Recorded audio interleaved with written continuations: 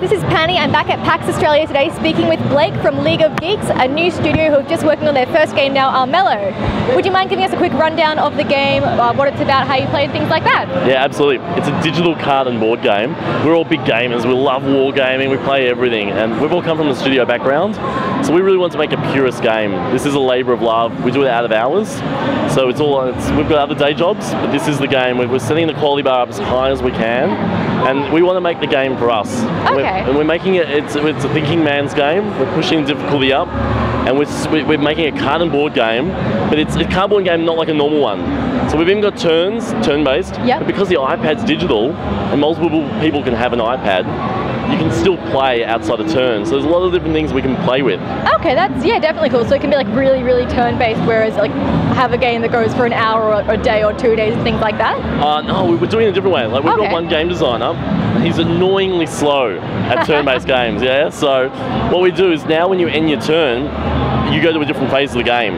So while other people are having their turn, you're doing your management, your clan stuff. Okay. Yeah, so we've changed some things. We've got day-night cycles, and we're merging the hex gameplay with the cards. Okay, yeah, so, I noticed that. I played a bit myself before. I'll show some gameplay in a moment. Oh yeah, cool. Yeah, I had a lot of fun with it. I like the gameplay kind of, it has the card game and the hex different elements at a time. Yeah. You mentioned the inspiration behind especially card and board games and things like that. Yeah. The art style is also kind of unique there. Was there any particular inspiration behind that? Yeah, Ty Carey, our art director, he's been working really hard. There's a couple of there's one local to the animation studio, and they've been 12 Field. Ty's been working with them. He's come up with this great art style. It's pretty unique. It took about 6 months for him to get there. It's got a lot of fidelity, but a lot of clean cut edges on the outside. Yeah. So Ty's the inspiration behind that. He's been doing a lot of work there. But there's about 10 artists all up involved in producing this art. So. I mean, it's a really beautiful game. It's in its pre-alpha build now, is that right? Yeah. Yeah, so it's not too far along yet, but the art is really beautiful, especially for that early in development. Cheers. Yeah, we've been putting a lot of effort into the trailer as well. Yeah. You mentioned you guys have day jobs as well, so it's kind of like an out-of-hours thing. Yeah, it is. Sorry to cut you off there. Oh yeah, so that's how we set up League of Geeks. Okay. So the guys are all from X Studios. We've all had about 10 years in the industry. Wow. Lots of experience behind it. Yeah, look, we've been making Scooby-Doo, SpongeBob games and all sorts of stuff.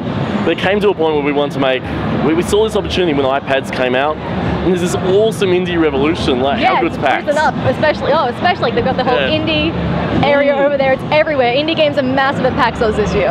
So what we did is we just started calling up people we knew. We're like, we know this guy's really good. We know this program is awesome. And we just started talking to people, and people got on board. We pitched the idea to them. So no one's getting paid. It's all out of hours. We're all profit share. Wow. So it is a labour of love. Yeah, definitely. I mean, it looks fantastic. So it's definitely working out really well there. It sounds like things are going pretty smoothly despite it being like an out-of-hours job. But are there any particular challenges that you've overcome so far that you're struggling with right now? Yeah, if you can just imagine like working a full day job and then having to come home and work more. Yeah, it's hard. And there's 5 key directors on board. So there's Trent Cuss as well, John Seatsma, Jack Jusevsky, and 5 directors. We're all carrying the load. And I know there's some guys out there doing 1 or 2 man teams. I don't know how they do it. Like we've got 5 core guys, and we share the load, and that's a lot of work. I mean, 5 guys to me is still a pretty small team to make such a. I mean, yeah, it's in its pre-alpha right now, but it looks fantastic. Well, there's about 17 people all up, but the 5 core guys sort of divvy out the work and sort of do the direction and manage it from there. So, yeah, but we took a year to make the paper prototype. Oh wow! So we actually we were doing pen and paper games, and we had 2 guys like being the iPad GMs, like doing the calcs in their head, and we were playing it for weeks to get it right. Okay, yeah. I mean, it's got a real good board game feel to it. So to hear that it's come from an actual board game then developed digitally on the iPad is you can really feel that coming from it now. Yeah. So then we took it another year to get to where we are now. And we've got the art style about to where we're happy with it, and the graphics. So now it's just about plugging all those features from the board game into the digital game. So there's a lot more to come to it than what we have right now? Yeah.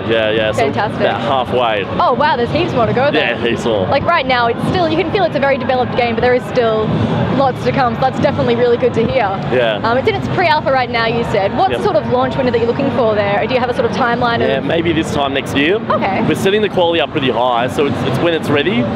But you know, hopefully we can get the game really playable and sort of finished early next year, and just get into the gamers' hands. Yeah, as soon as possible. Yeah, absolutely. And is there anything we can do right now to support you, like a website, Facebook, Twitter? Yeah, get on Facebook. Yeah, please get on Facebook, like us, get involved. We put up concept art, we put up surveys. We like to get input from as many people as possible. So all the input we get, I think, just refines the product. Yeah, definitely. We'll do the best. I'll pass on any feedback that I have. But so far, I'm really enjoying what I've played. And you mentioned it's on iPod. Do you have any other future plans for release on consoles or other devices, things like that, or is it just iPod at this point? No, those conversations have come up. But at the moment, we just really want it to be a board game feel, and that's like, have your own tablet.